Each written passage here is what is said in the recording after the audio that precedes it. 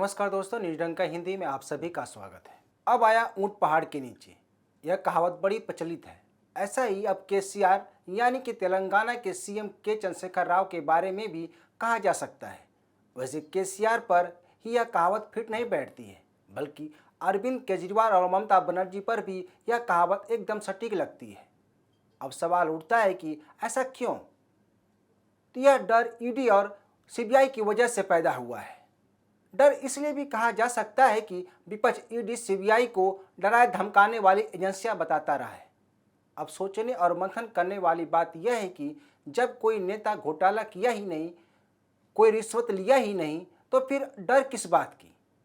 विपक्ष को क्यों डरना चाहिए? एक और कहावत है, सांच को आंच नहीं। लेकिन जिस तरह से विपक्ष के नेता जांच एजेंसियों पर आरोप लगाते रहे हैं, उससे उन पर ही सवाल खड़ा होता है। अब मुद्दे की बात करते हैं। दरअसल केसीआर की बेटी के कविता दिल्ली में धरना दे रही हैं। यह धरना महिला आरक्षण बिल को संसद में रखने की मांग को लेकर किया जा रहा है, लेकिन कहा जा रहा है कि महिला आरक्षण की आड़ में यह शक्ति प्रदर्शन है।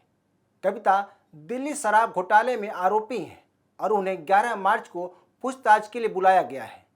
इससे पहले कविता का यह धरना राजनीतिक स्टंट माना जा रहा है। इतना ही नहीं, कविता पर गिरफ्तारी की तलवार भी लटक रही है। सीबीआई और ईडी सम्मन भी भेज चुकी है और पूछताछ का सामना कर रही है। माना जा रहा है कि कविता जंतर मंतर पर शक्ति प्रदर्शन कर गिरफ्तारी से बचने की जुगत लगा रही हैं।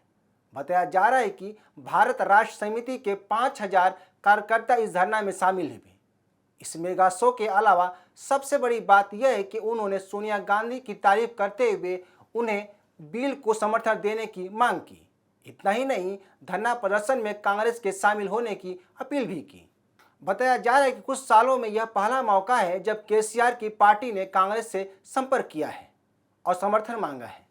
इससे पहले केसीआर लोकसभा चुनाव से पहले तीसरा मोर्चा बनाने की तैयारी कर रहे थे, लेकिन माना जा रहा है कि दिल्ली शराब घोटाले में उनकी बेटी के फंसने से उनका तेवर ढीला पड़ गया है और उनकी पार्टी भारत राष्ट्र समिति विपक्षी नेताओं को एकजुटता दिखाने की कोशिश की है।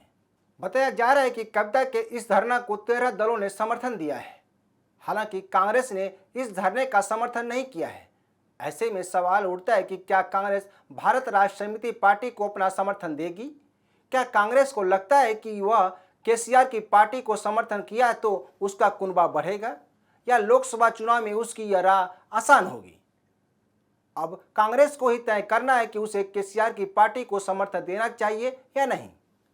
हालांकि जो 13 दलों ने कविता के धरना को समर्थन दिया है, उसमें आप, जेडीयू, आरजेडी, शिवसेना, नेशनल कॉन्फ्रेंस, महबूबा मुफ्ती की पार्टी, टीएमसी और अकाली दल, एनसीपी, सीपीएम के साथ अन्य दल शामिल हैं। सबसे बड़ी बात यह है कि इस धरना में वही दल शामिल हुए हैं जो भ्रष्टाचार के मामले में ईडी और सीबीआई के निशाने पर हैं। अगर आम आदमी पार्टी की बात की जाए तो शराब घोटाले में ही मनीष सिसोदिया जेल में है। सीबीआई के बाद अब वे ईडी की हिरासत में हैं और उनसे पूछताछ की जा रही है। बता दें कि कविता की तरह अरविंद केजरीवाल भी कांग्रेस से समर्थन की उम्मीद कर चुके हैं, लेकिन अभी तक कांग्रेस ने इस संबंध में कोई बयान जारी नहीं किया है। केजरीवाल भी मनीष सिसोदिया की गिरफ्तारी से पहले खुद को विपक्ष का चेहरा बताते थकते नहीं थे, लेकिन सिसोदिया की गिरफ्तारी के बाद मामला उलट गया। अब वे कांग्रेस से समर्थन की मांग कर रहे हैं। कहने का मतलब साफ है कि केजरीवाल की भी हेकड़ी निकल गई और वे अब एकता और एकजुटता की बात कर रहे हैं। वैसे भी लालू प्रसाद यादव और उनका परिवार खुद कई घोटाले में फंसा हुआ है, तो साफ है कि कविता के साथ तो वे जा सकते हैं। बताया जा रहा है कि लालू प्रसाद यादव भी दिल्ली में ईडी और सीबीआई की कार्रवाई के खिलाफ धरना प्रदर्शन करने वाले हैं। गौरतलब है कि केसीआर लंबे समय से कांग्रेस और बीजेपी से दूरी बनाए हुए हैं। केसीआर अपनी राष्ट्रीय महत्वाकांक्षा की वजह से बीजेपी और कांग्रेस को इग्नोर करते रहे हैं और तीसरे मोर्चे को लेकर लगातार सक्रिय थे। वे इस संबंध में नीतीश कुमार, ममता बनर्जी, उद्धव ठाकरे सहित कई नेताओं से मुलाकात कर चुके हैं। हाल ही में एक रैली में केसीआर ने अखिलेश यादव और अरविंद केजरीवाल को बुलाया था।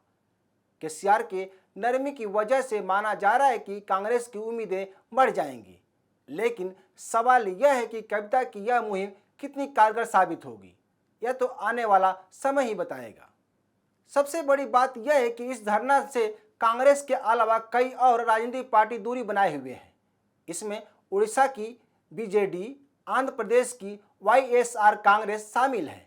इसके अलावा यह भी कहा जा रहा है कि जिन दलों ने कविता के धरने को समर्थन दिया था वे अपने दूसरे दर्जे के नेताओं को भेजा था।